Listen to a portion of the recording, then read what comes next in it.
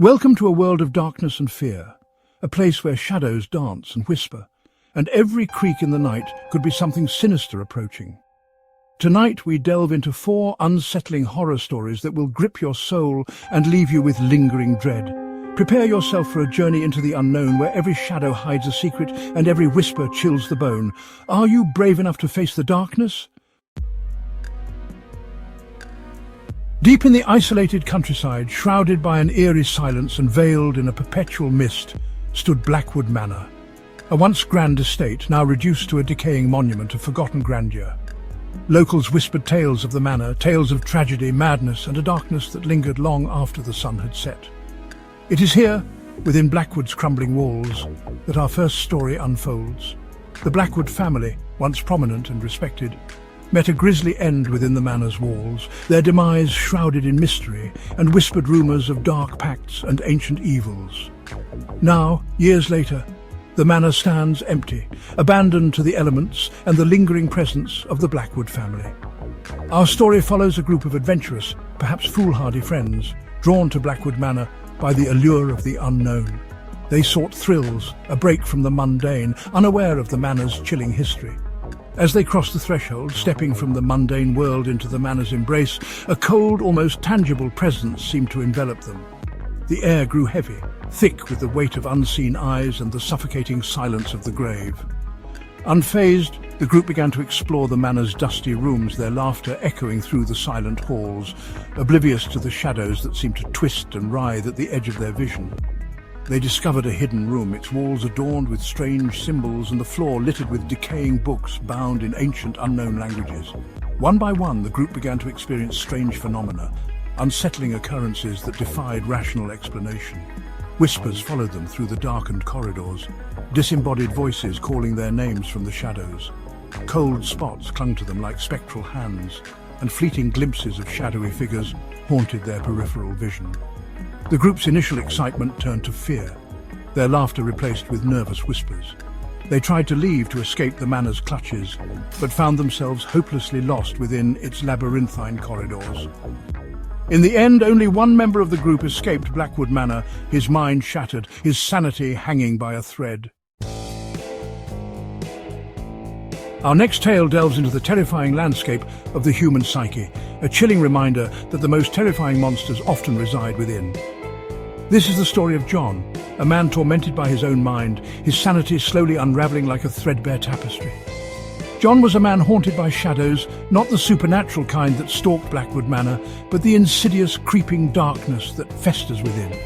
He was plagued by anxiety, his mind a breeding ground for irrational fears that bloomed in the darkness of solitude.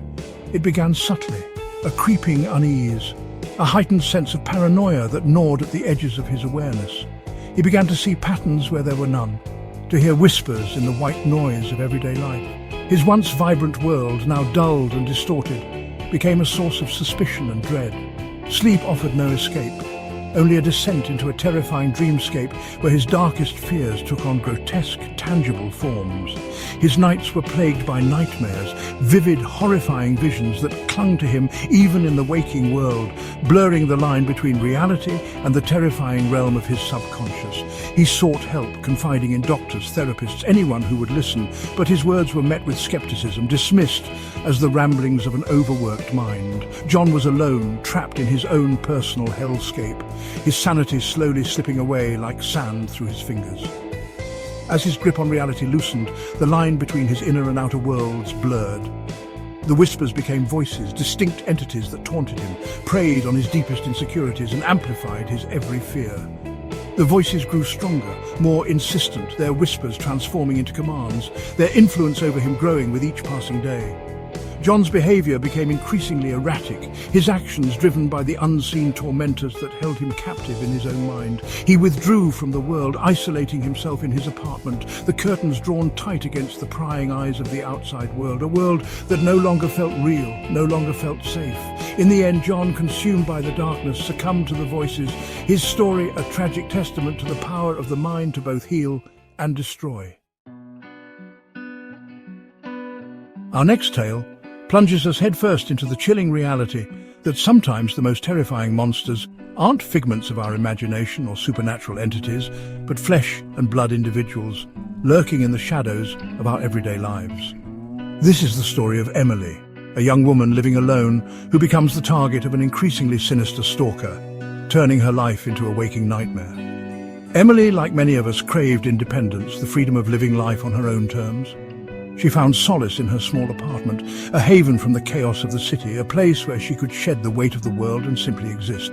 But this sense of security, this illusion of safety, would soon be shattered, replaced by an icy dread that would seep into every aspect of her life.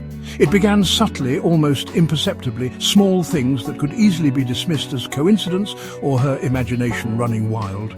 A series of hang-up calls at odd hours, the unnerving feeling of being watched as she walked home from work, a lingering shadow disappearing around a corner just as she caught a glimpse. But Emily, armed with the rational part of her mind, dismissed these incidents, refusing to give in to paranoia. Then the incidents escalated, becoming more brazen, more difficult to ignore.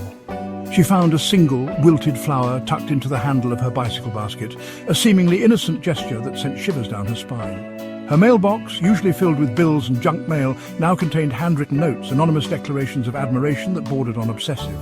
Emily's once safe haven, her apartment, no longer felt like her own. The fear, once a low hum in the back of her mind, now a roaring symphony of dread consumed her. She invested in security cameras, triple-checking locks, her every move dictated by the fear that coiled like a viper in her stomach.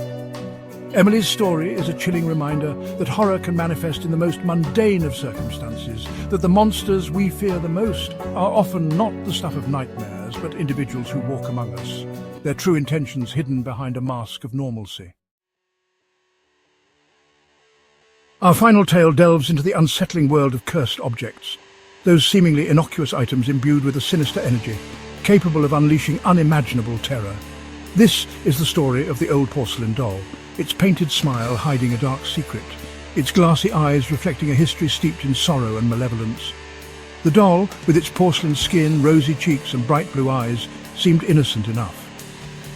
It had been discovered tucked away in the dusty attic of an antique shop, its delicate lace dress yellowed with age, its once vibrant red hair now faded to a dull auburn.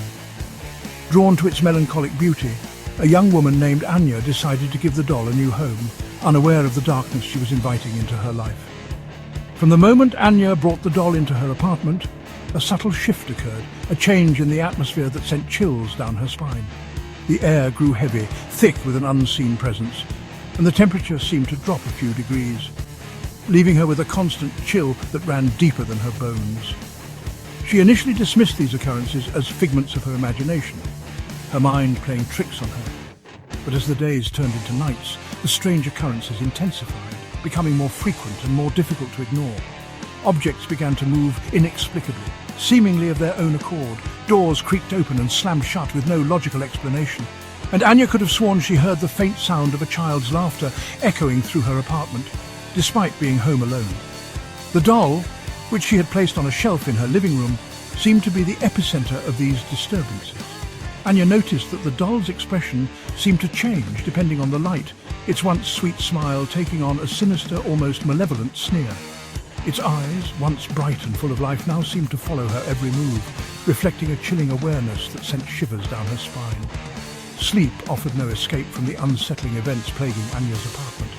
Her dreams became plagued by vivid nightmares, horrifying visions of the doll coming to life, its porcelain skin cracking, revealing a grotesque demonic entity beneath. She would wake in a cold sweat, her heart pounding in her chest, the echoes of the nightmares clinging to her like cobwebs.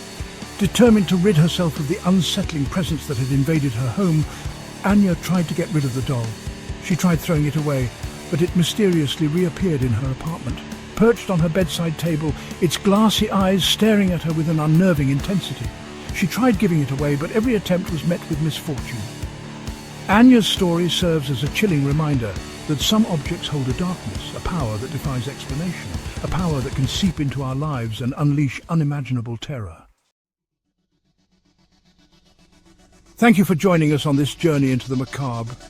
We've explored the haunting halls of Blackwood Manor, plumbed the depths of the human psyche, faced the chilling reality of everyday horror, and confronted the unsettling power of cursed objects.